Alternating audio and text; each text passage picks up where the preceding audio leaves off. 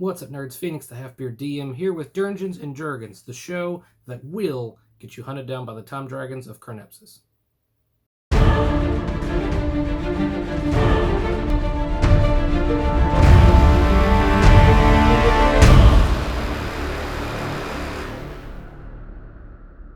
Because, if you don't read the disclaimer at the start of this book, it says that if you complete all the mysteries in Candlekeep Mysteries, you'll get hunted down by the time dragons of Carnepsis, tossed into the gaping maw of the giant serpent Dendar, and suffer really unfortunate fates. So, thanks, Alondo. But no, seriously, make sure you read every one of those disclaimers at the beginning of every one of your D&D books. They're hilarious. But to actual business, for those of you who paid attention to what you were clicking on, which I hope is most of you, because on if you just kind of got here, today we'll be covering the first book inside the book of Candlekeep Mysteries, known as The Journey of Extradimensional Spaces.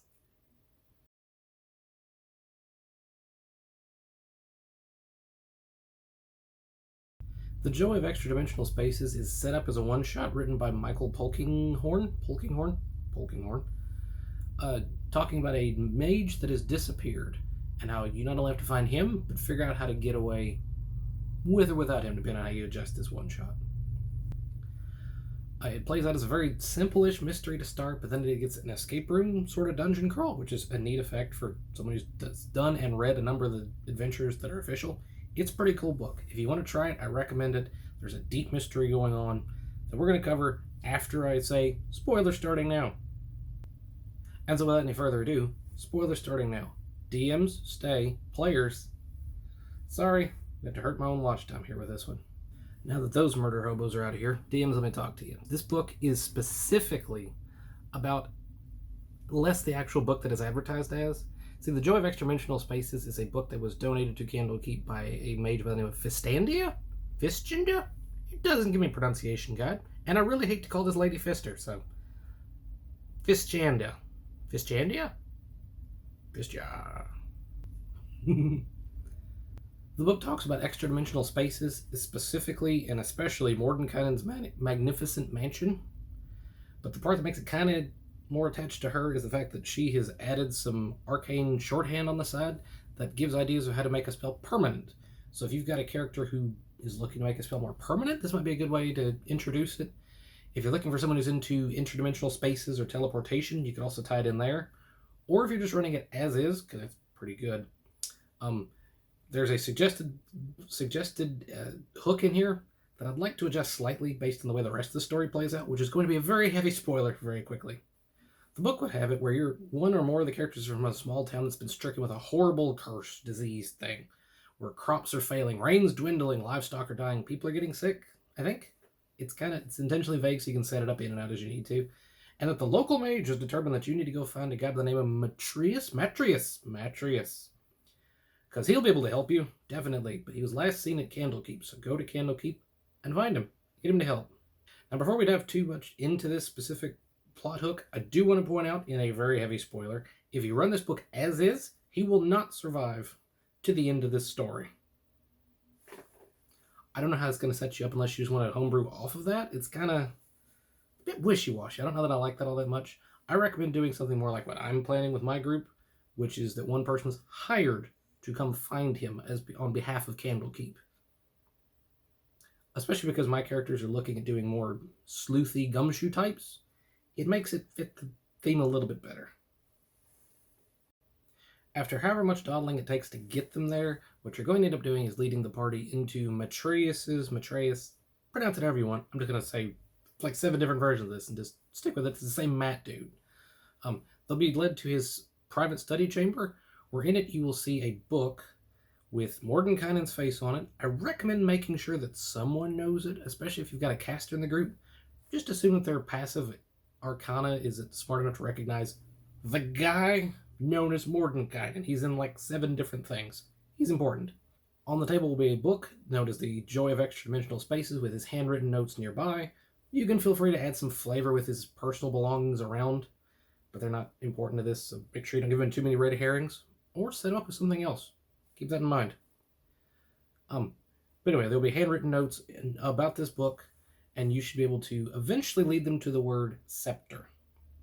Now, whether or not you want them to roll to read the notes, or if you want to just let the avowed help them, as the book suggests, or just give it to them, because there's a minor annoyance in having a result that can't fail, technically.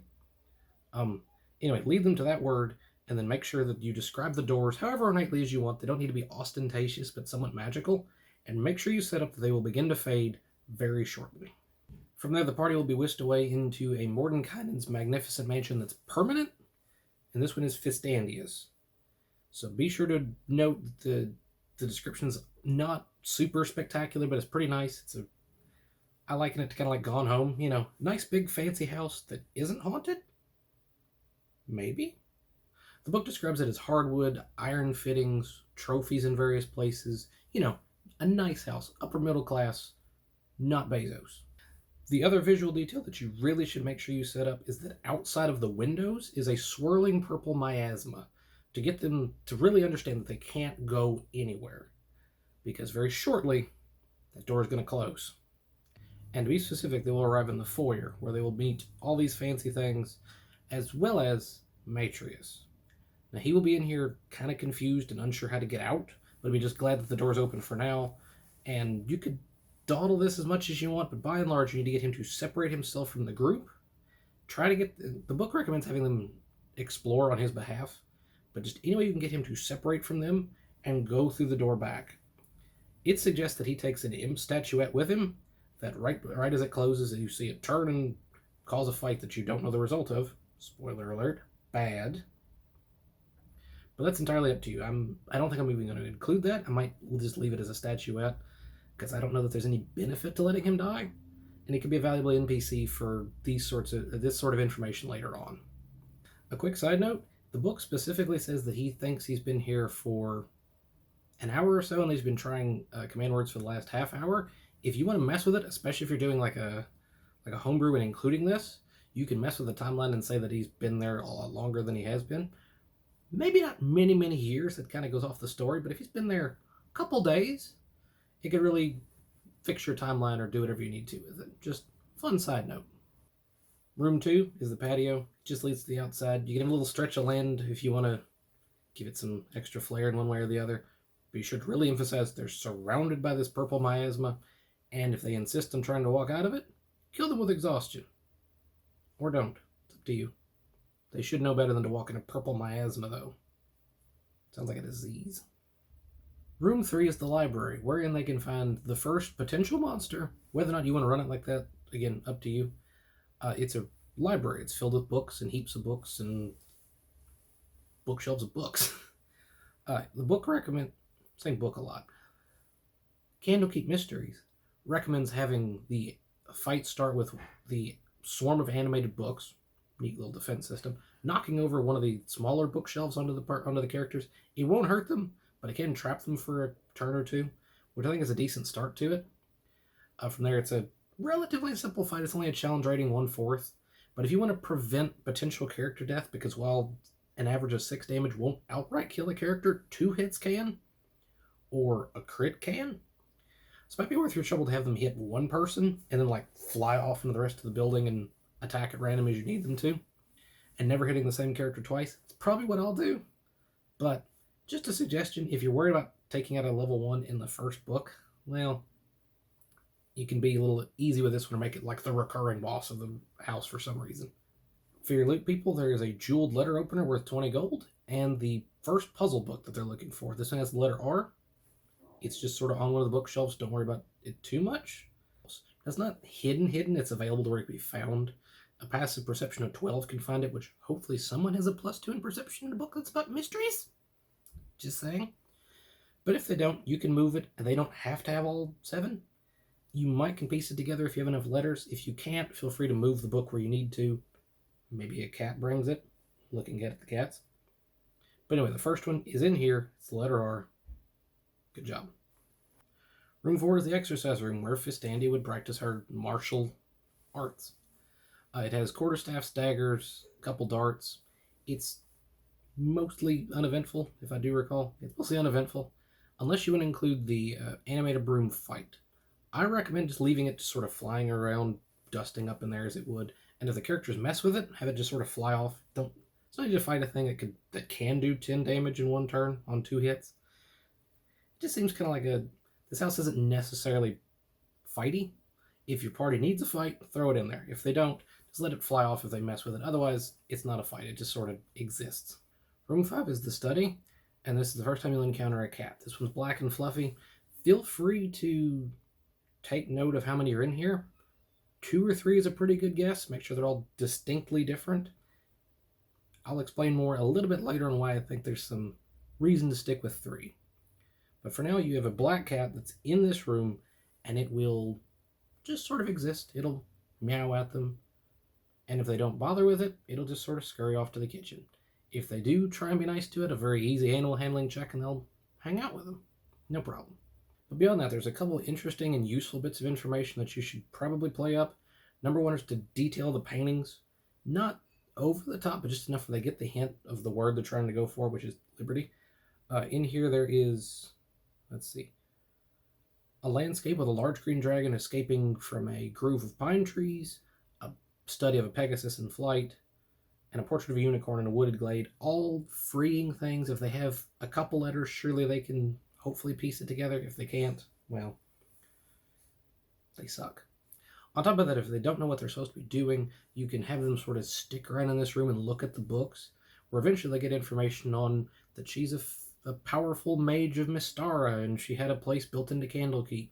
But most notably, that she has a code of books with the same symbol, same cover, Mordenkainen, who all put together will help people escape in case they get trapped. She expected this might happen.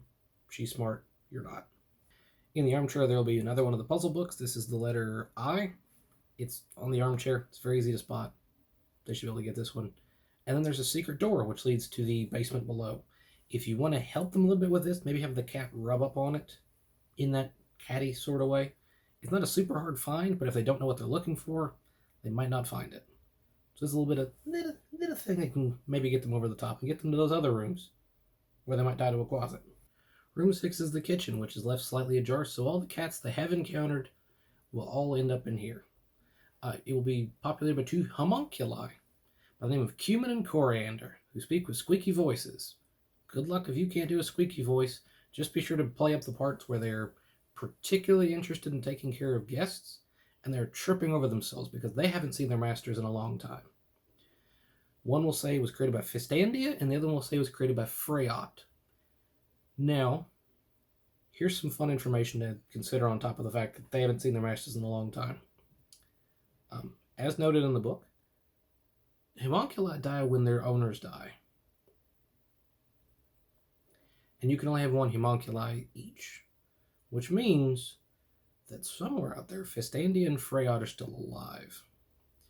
Now, whether or not you and I hold that as information as just a loose end that the party can explore if they want, if you want to make them the cats, which I might, feel free to play up that. But anyway, an important little detail to add to this mystery if you feel so inclined. But yeah, they give you a bunch of various bits of information, such as they were told not to mess with the books with the single letters on the side, that something keeps building books, the animated books, that the fairy dragons in one of the later areas are harmless, just try not to mess with them. Exactly. And they could probably warn them about something bad going on downstairs. If you want to play up the closet fight, I don't know, it's a little bit tough for most level 1s, or at least it can be. Especially if you have people who are particularly attached to characters, which seems very likely in this story about mysteries. You may want to go a little easy on the fights just to prevent those early level deaths. Room 7 is a pantry. Room 8 is a dining room, which specifically has 6 chairs surrounding a table, and 1 chair off in a corner. It's off in a corner because it's a mimic that escaped from downstairs. It suggests you make it have less hit points and an easier to escape grapple. If you want to make this, my party is not very fight capable, so I'm very likely going to make this like a 1-hit kind of kill. It's supposed to be emaciated and weak because it has nothing to eat. But if you want to make it a full fight, it's a fun little thing. All that will cause them to be paranoid the rest of the place. With an animated broom, animated books, and now a mimic, you're just asking for paranoia. And for the rogues in the party, there is silverware for 6 that can be stolen and sold for 20 gold. If you as the DM want to prevent them from doing this, do be mindful that this is a Mordenkainen's magnificent mansion, and if the thing was built or created magically inside the mansion, it can't leave. Room 9 is an arboretum/greenhouse where they will find invisible orange fairy dragons. If you find out they're orange, you're probably doing something wrong, but they're invisible and they just sort of float around giggling like little kids the whole time. It's kind of cute, other than when they cast their euphoria breath on you and make you move in a random direction. Kind of annoying. Really try to play up that they're not trying to hurt you as much as you can, but a barbarian will mistreat these fairy dragons. Inside are 2 drift globes if the party thinks they need to take them. Otherwise, they'll be explained as, the lights that power this thing so the plants can grow. If cumin and coriander see them with these drift globes, they might ask to put them back kindly. Room 10 is the stairs and landing up to the 2nd floor. Really not a whole lot here other than a suit of armor that if they've already encountered animated things will make them very paranoid. Don't let it attack them. If someone thinks they need a sword, it's a decent sword. If they need a helmet for some reason, it's a decent helmet. If they try and go with a suit of plate armor, it's decorative, unfortunately for them. Only other detail here is that there is a trapdoor above it that they can use to go into the attic, which is empty, save for a light clearly coming over room 13 that is otherwise, a puzzle to get into. So if they can't figure out the puzzle, they can break in the floor here. Room 11 is the laboratory. Dexter's laboratory. Feel free to play up the various specimens and collections that are in here. The main thing is that there's a puzzle book with the letter T, as well as a star map that will give them the solution to the puzzle in room 12, which is the planetarium. There's a bunch of stars everywhere, as well as some telescopes that, if arranged to match the star pattern in room 11, they will be able to solve the puzzle and enter room 13. Room 13 is the chained library, where Fistandia keeps all of her most important and precious books. In here is book L, as well as, if you can get a hold of it, a +1 flail, later called Martial Attack Techniques, which is a book on a chain. At least that's how I interpret it. You're welcome to expand on that however you want, but I think it's just quite funny, especially because I'm going to have a barbarian who will just be swinging a book on a chain. However, all of these things are part of an animated chained library, which is basically a big, heavy vanity bookshelf, hutch, whatever, with books that are chained to it. It says it has a speed of 10 feet. I don't know that I necessarily want to be chased by a bookshelf with chain books on it. I think it's a lot more interesting if the bookshelf is stationary and the books sort of lash out at you as you try and get a hold of the things on the desk. Again, your interpretation. But especially because they have grapple, I think this is an opportunity where a low-level mage with mage hand can just pluck things off of the table. Either way, a fun monster. Room 14 is the trophy room, which has insert monster's head here on the wall, as well as all the lesser educational books. Smut if you want, but mostly, fiction, other books that sound like D&D or whatever else fits the setting, up to you, as well as puzzle book letter Y. If anyone decides they want to take anything from here in a malicious way, there's 2 flying swords that they can battle against. I don't know if it's a big deal for them to necessarily fight just because they touch something, but if they try and take something, definitely put those swords to work to shoo them off of whatever they're doing. Room 15 is the bedroom, where they'll find another cat. I recommend of a different look than the first one. Unless it's the same fluffy black cat, I recommend messing with it. I'll explain why a little bit later. But in here they will find robes and dresses and puzzle book E. Room 16 is a balcony, if your players want to jump off and kill themselves. From the secret room that they discovered in the study, which will lead down to room 17, the alchemical laboratory, where they will find various alchemical reagents worth about 50 gold. Pretty decent. 2 potions of healing. And if you want to play up a bit more about the origin of cumin and coriander, really note the clay figures that look like them but aren't quite the same, to kind of hint that they were clay creations. Also, letter book B in the alchemical laboratory. Room 18 is the summoning room, which is a room for summoning things. Currently inside it is a warty toad, also known as a quasit. While it does enough damage to do 1 shot to certain creatures, because there's potions of healing nearby, and it only has 7 hit points, I think you can run this one to really scare your party. Especially if you want to put some fear in them what's to come next. But by this point, they're probably most of the way done with they're at least halfway done with the mansion, so up to you. Room 19 is the Preserved Menagerie, which is just a collection of aberrant and other weird creatures trapped in jars. Most notably, a slod tadpole, if they release it, can attack them, and that's horrifying on its own. 4 potential crawling claws that if you want to run that fight, they can fight their way out of the jar and attack. And an empty jar that once held the mimic that they fought in the dining room. Nothing else of significance here unless they want to take some specimens or mess with them. It looks a little creepy because it is, but that should be the last main room in the mansion. By this point, they should have discovered enough of the books to come up with the word liberty, or at least enough letters to guess it. Even if they're not within 10 feet of the door like they're supposed to be, if they say it, maybe they can hear them swing open from a distance and then come back to it. Anyway, that should be enough to escape Fistandia's magnificent mansion, as is. If you follow in the book to find Matrius dead in the next room, and then you gotta fight an imp. A little bit lackluster overall, in terms of the ending. I think the rest of it's quite good, and I'll explain where I would go with it, but there you have it. So as written, the party now has to figure out how to come up with someone else to solve their problem, which just seems like a bit of a waste of a quest overall. And granted, you could lead that into them needing to make more money to raise Matrius back from the dead, so maybe they could do some of the next books for Candlekeep, but still, it's not necessarily the ending I like. I kind of prefer keeping Matrius alive, especially because I'm also playing it off of they're coming in to find him. This is less about whether or not he survives to help with some stricken hometown that forces someone to have a specific backstory. An alternate thought that I really am applying to, based on the further questioning about, well, if the homunculi are alive, that means that the wizards, mages, must be alive. I'm working off the theory, and this is probably way too simple for most people, but I think the cats should be Freyot and Fistandia. Fisty. Especially if they're described as 2 different people and 2 different cats. You'll note that the second level of the building is about, say, planetarium and philosophy, and there's a training area, but there's different styles of things in there. It's a good opportunity to play up that there could be more than one person who lives here, one being Freyot. And let's say that he has the downstairs area where they're doing collections of aberrations and summoning a demon. Maybe they did something weird that caused them both to get turned into cats, but no one saw what happened. And because they live together, they don't necessarily hate each other, but, the cats know. It's just an idea. Especially if you want to also throw in Matrix being a cat, there could be a 3rd colored cat that makes where they have to solve that mystery.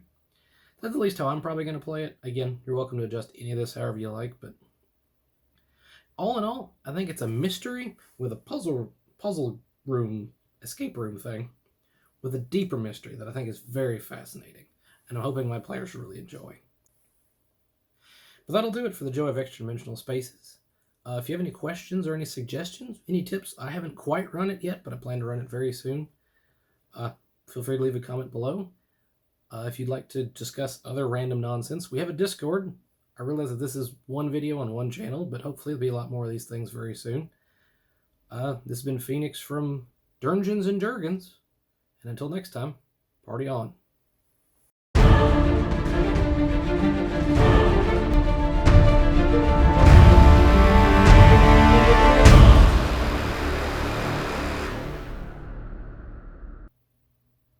What's up, nerds? Phoenix, the Half-Beard DM, here with Dungeons and Dragons, the show that will get you hunted down by the time dragons of Carnepsis.